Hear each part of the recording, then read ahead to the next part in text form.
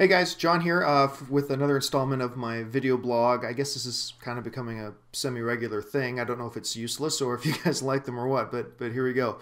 I wanted to follow up on something that I said in my video blog yesterday that got a lot of responses and a lot of discussion going. It's a topic I brought up before here on the movie blog, and that's about the issue of it just being for the money. Now, quite often when talking about sequels, and this is the context that came up in yesterday, and talking about sequels or movies that look bad or whatever coming out, people will often, and I wrote about this about 8 months ago, people will often write or say, oh, that's just a money grab. Oh, they're just doing that for the paycheck. You know, that one. And there's always a negative connotation to it when people say that people are doing it for the money or they're doing it for the paycheck. You know, I find it interesting, and I said this before, that people never say that about Toyota. I mean, when Toyota's coming out with a new car, you never hear people complain, Toyota's just doing that one for the money. They're just doing that one for the paycheck. And I think the reason that you never hear people say that is because being a part of the car business, it's just assumed that Toyota does things in their business, like making new cars or whatever, for the money. They do it to make money. They're in the business to make money. And I think people over-romanticize the idea of the film industry. I mean, they have this overly romantic idea that the world of film is different and that it's all teddy bears dancing through fields of flowers and artists sitting around campfires holding hands singing Kumbaya. And nothing is about the money. No, no, no. Money's the root of evil. Nobody's doing it for the money. Everybody's in it for the love of the art. And that's why they do it.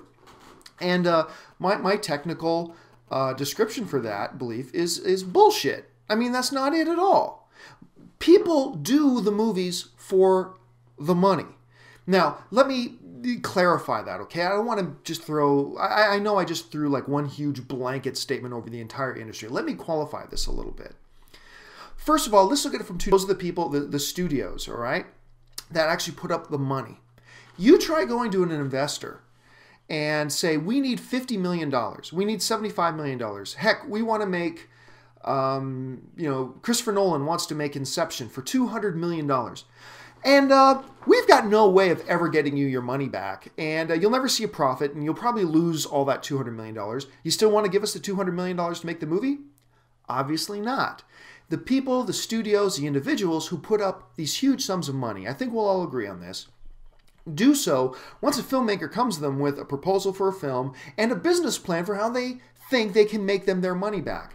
Now, obviously, most movies don't make money, but there's a chance you can make a huge amount of money on it, and investors put up their money in the hopes that they can not only recoup their funds, but probably make a profit as well. And you can't blame them for that. Of course they do that. You would do that. I do that. I mean, that's the movie-making business. Nobody's faulting them for that, and I think when we throw out terms like, oh, a studio's just doing that one for the money, well, the studio did every movie they've ever done in the hopes of making money. So I think that's an unfair thing to say.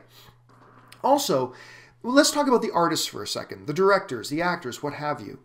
You got to keep in mind that these people directing and acting and stuff like that is their job. It's their career. I mean, who among us doesn't get out of bed and go to work every day because it's our job, it's our career. We get paid. That's how we pay our bills. That's what we do. We get paid. We do our jobs for the money. Now, some of us, like me and other people, are very lucky to have jobs that we love. But I still get paid for it. You know, it's my career. It's my job. So to say, oh, John, you're just writing that article for the money. Well, in part, that's true. Because I am. That's reality.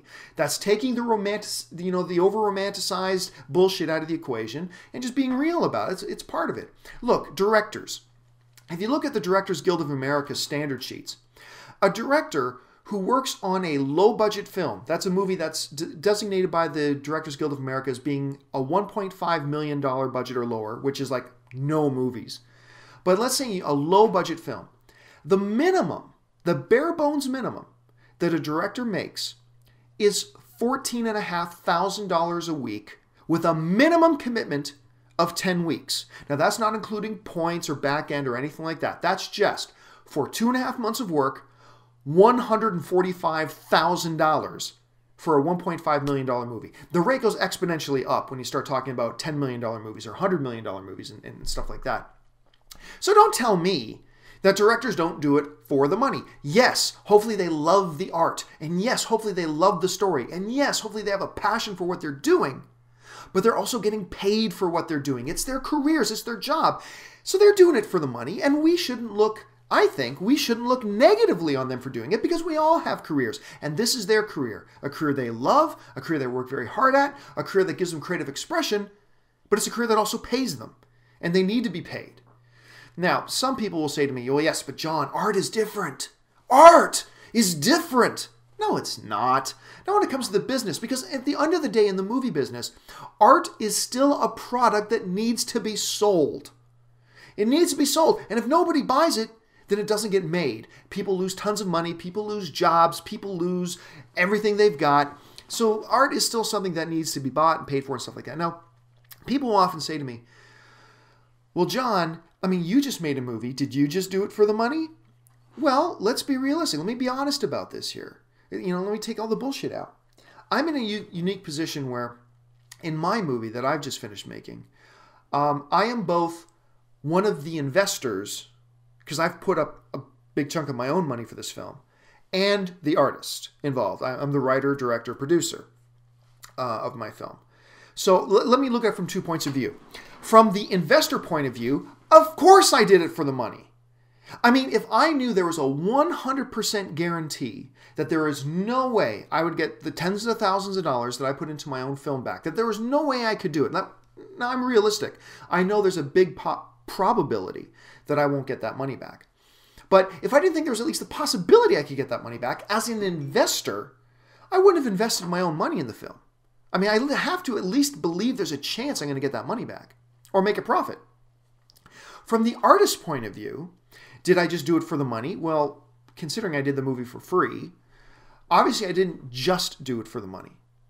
But let's be honest about this here. And this puts me in the category of a lot of people. Some people once brought up to me a very valid point, saying, John, there are a lot of filmmakers out there who max out their own credit cards, who sell, their comic book collections, who sell almost everything they own to make the movie because they're passionate about it, and they know they're probably not going to get any money out of it. That's true. But like myself, most of those filmmakers, I'd say 99.9% of those filmmakers may know they're probably not going to make money off of it. But they do it in the hopes that it will lead to a career for them. They may not get a big paycheck right now, but they're hoping that by making this film, by stepping out on a limb, taking that brave action of selling all their possessions and maxing out their credit cards to make this movie of theirs, they're doing it in the hopes that it will lead to something bigger, that it will get them a career as a director, that maybe they can join the DGA and make that $14,500 every single week. I mean, it's a part of the hope of it. Yes, there is the love for the art. Yes, there is the passion for what they do. I'm not taking any of that away. But to naively believe that directors, producers, studios don't have money is one of the big motivations of what they do is a really naive belief. And it's a part of the industry. It's a part of the business. It's part of what we do. And I don't think that actors or directors or studios should be looked down upon or frowned upon when money is a motivating factor for what they do. Because money is a motivating factor for what you do in your job. It's a motivating factor for what I do in my job. It's something that we all do and we all live with. So anyway, I just find it funny when I hear people say they just did it for the money. Because my response is, well, what else do you think they did it for? Somebody once brought up the example of Steven Spielberg. Well, Steven Spielberg once donated his director's paycheck to a charity. Well, that's great. Spielberg's already worth more than God. He's already got all the money in the world. He's already a huge name. Plus, he's still got his points and his residuals from the movie in question anyway. So it's like, let's not over-romanticize this, shall we? Anyway, that's just my thought. I know some of you disagree, and that's totally cool, but that's my point of view, and I just thought I'd give it to you in my little video blog here. Thanks for joining me. I'm John Campea.